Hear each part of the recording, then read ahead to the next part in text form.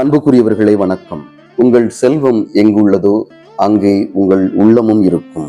எனது செல்வம் மன்னா பொன்னா பெண்ணா?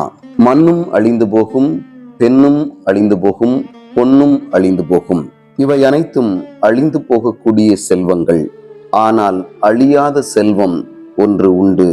அதுதான் ஆண்டவர், கடவுள், இறைவன்.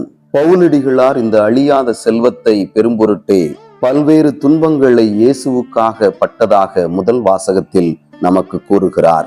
எனவேதான் அவருடைய வலுவின்மையை குறித்து அவர் பெருமை பாராட்டுகிறார். ஏனெனில் வலுவின்மையில் கடவுளுடைய வல்லமை சிறந்து விளங்குகிறது. கடவுளை நான் மையமாக கொண்டு வாழ்ந்தேன் என்று சொன்னால், என்னுடைய உள்ளத்தில் கடவுள் இருந்தார் என்று சொன்னால், என்னுடைய பலவீனத்தில் கடவுளுடைய அருள் சிறப்பாக விளங்கும். எனது செல்வம் மன்னா பொன்னா பெண்ணா? இயேசுவா? இயேசுவின் மீது கண்களை பதிய வைப்போம். ஆமென்.